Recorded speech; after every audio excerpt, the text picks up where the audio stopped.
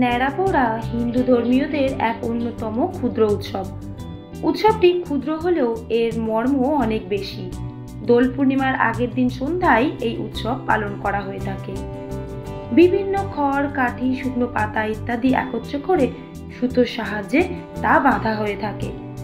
লাল পাড় সাদা শাড়ি পরিয়ে মাথার দিকে মাটির হাঁড়ি বসিয়ে তাতে চোখ, নাক, মুখ অঙ্কনও করা হয়ে থাকে এবং সম্পূর্ণটিকে একটি মহিলার রূপ দেওয়া হয়ে থাকে এবং যথাযথ নির্দিষ্ট সময়ে আগুন ধরিয়ে দেওয়া হয়।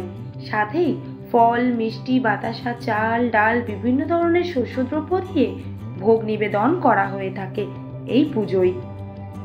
এই রূপ অনুষ্ঠিত হয়ে থাকে ন্যাড়াপোড়া।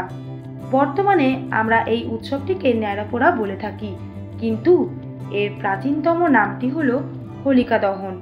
আর এই হোলিকার নাম অনুসরণ করে দোল পূর্ণিমার দিনটি হোলি উৎসব নামেও খ্যাত। আর আমরা অর্থাৎ বাঙালিরা এই বিশেষ দিনটিকে দোলযাত্রা উৎসব পালন করে থাকি।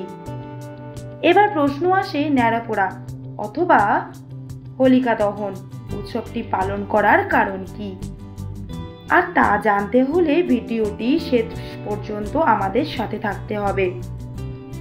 আর আমাদের এই ভিডিও যদি আপনাদের ভালো লেগে থাকে তাহলে লাইক, কমেন্ট, শেয়ার করতে ভুলবেন না এবং আমাদের নতুন শ্রোতার উদ্দেশ্যে বলবো আমাদের চ্যানেলটি সাবস্ক্রাইব করে অল নোটিফিকেশন অপশনটি অন করে দেবেন। সর্বপ্রথম দোলযাত্রার বেশ কিছুদিন আগে হিরণ্যকশিপু নামে এক রাক্ষস আমাদের পৃথিবীতে আক্রমণ করে বসে। তার সর্বশক্তি দিয়ে মর্তে হাহাকার ছড়িয়ে দেয়।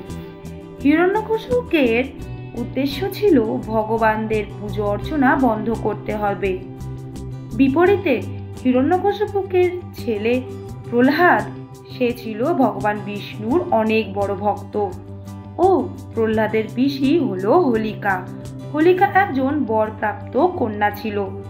তার বর ছিল আগুন তাকে স্পর্শ করতে পারবে না, কিন্তু সে এমন কিছু ভুল কাজ করে বসে যার কারণে হোলিকা তার সেই অমরত্ব বর হারিয়ে বসে।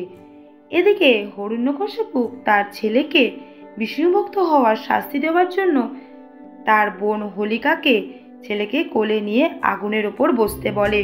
সে জানতো আগুন তার বোন হোলিকাকে কোনো ক্ষতি করতে পারবে না, কিন্তু তার ছেলে প্রহ্লাদকে খুব সহজেই পুড়িয়ে ছাই করে দেবে।